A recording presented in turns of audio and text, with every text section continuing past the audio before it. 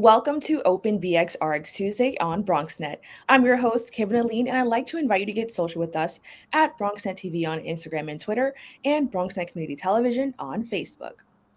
As New York State faces a spike in fatal car crashes, a package of bills aims to redesign New York City streets for safety while providing support to those personally affected by car crashes.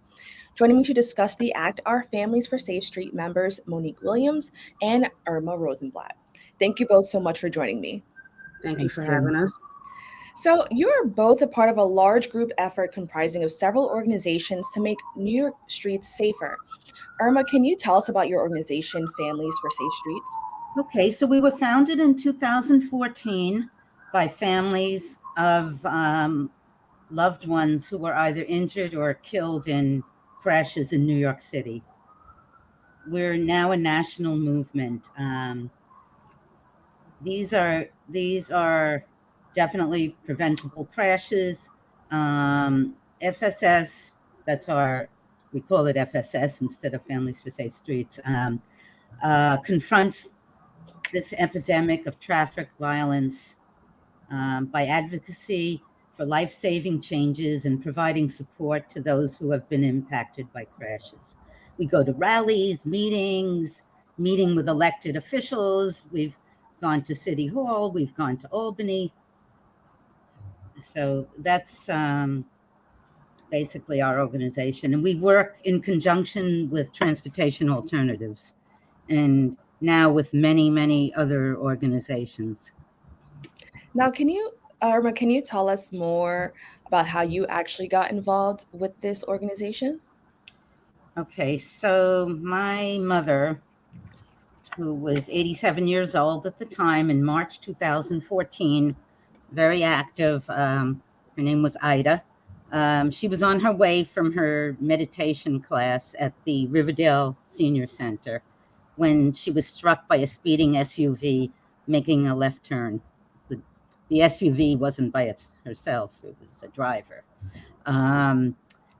So she was so severely injured that she lost consciousness, and after 2 really terrible days in the hospital, she died. She was a very vital, energetic mother, grandmother, and great-grandmother. As you saw from the picture, that was her great-grandson. She was involved in many activities at the senior center, such as yoga, Tai Chi, and she was very active on her social action committee at the center. She often met with other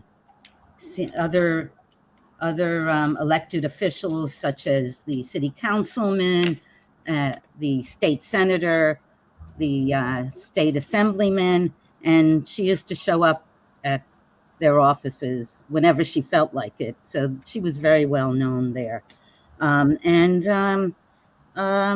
She would protest just like we do, and often go to City Hall regarding some senior issues. So in her honor, I am doing this work. And needless to say, she's very sorely missed. And it's been 8 years, and it feels like yesterday. And so she's not only missed by her family, but by the community at large. So my grandson, he says that she's with the earth and in the sky watching over us. Thank you so much for sharing that. And Monique, I know you recently joined as well. Can you share what that experience has been like for you and how you joined? Well, I heard about Families for Safe Streets from Eric Adams. He was doing an interview on the streets of Brooklyn because of the bus driver who hit the young girl and she died. And I've been searching for a group to be a part of. And when I heard about the group, I immediately joined. And it's been a blessing for me because it allows me the opportunity to express my frustrations and my hurt and my pain in regards to my father who lost his life Jerry Spriggs on November 12th, 2020. And at the time of his death, he was 71 years old. And my dad, good man, family man, very wise, very structured, and he taught us a lot, me and my sister Corinne.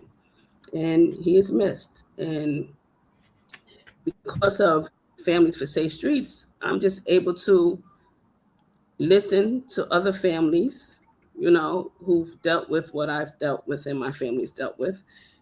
And it kind of solidifies me and holds me together, and I'm grateful that they are around and they have groups to support us, the families of victims of vehicle crashes. And my dad is a victim, and we are the victim's family. So that's how I came to be a part of this group. And once again, thank you both so much for sharing that.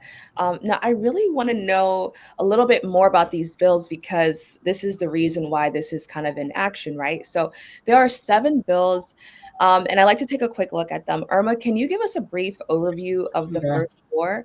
And then could you also just share a little bit more about Sammy's Law? Okay, certainly. So I'm going to talk about the first of 4 bills, and Monique will talk about the last 3. So for the first bill is called the Statewide Speed Limit Bill. This bill will lower life-saving speed limits to be set by municipalities across New York State.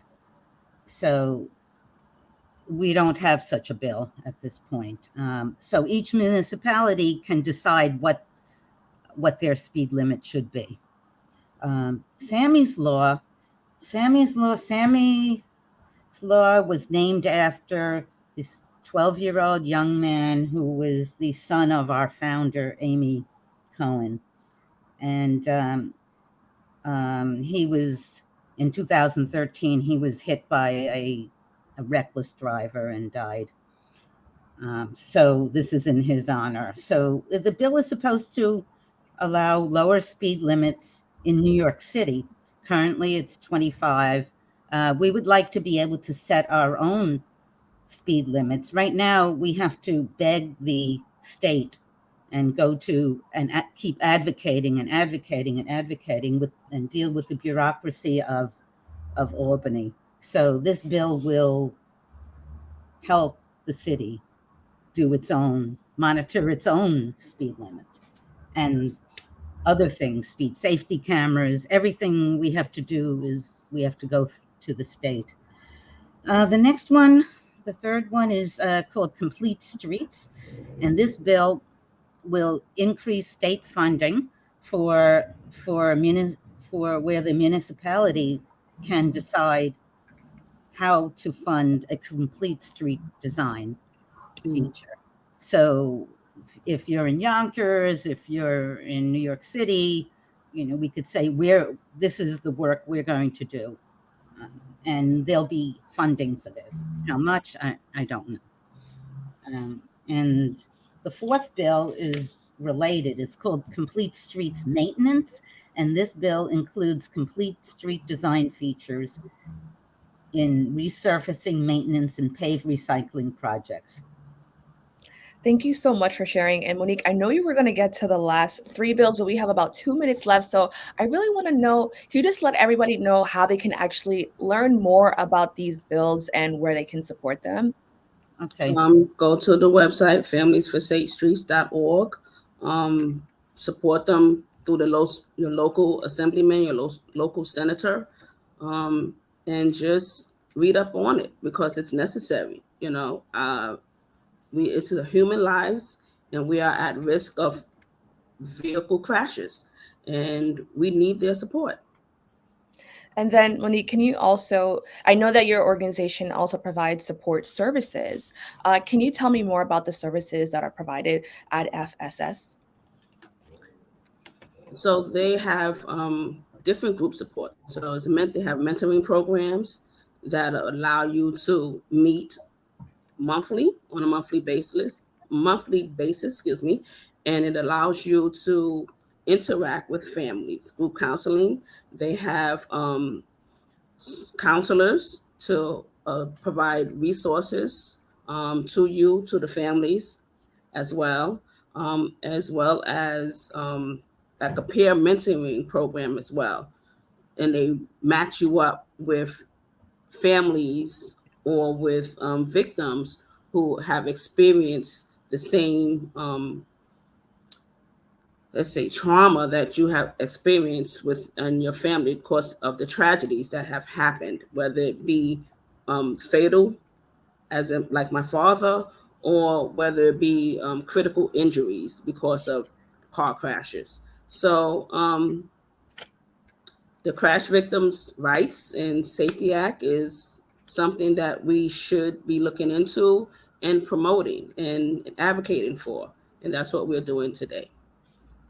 All right, thank you so much. And then before we go, Irma, can you quickly just direct everyone to your social media and how can people stay in touch with Families for Safe Streets? We can go to Twitter, Facebook, and Instagram. The website that we talked about is familiesforsafestreets.org, which is posted there. If you want to learn more about the bills, there's the nyssafestreets.org. That's the New York State Safe Streets organization, where you could read more about the bill. And as we said before, call your state senator, call your state assemblyman, post this information on social media. And in addition, you can check the transportationalternatives.org website as well to get information. All right. Thank you both so much for joining me. You're very, very welcome. Thank you for having us. We'll be right back with more Open BxRx Tuesday.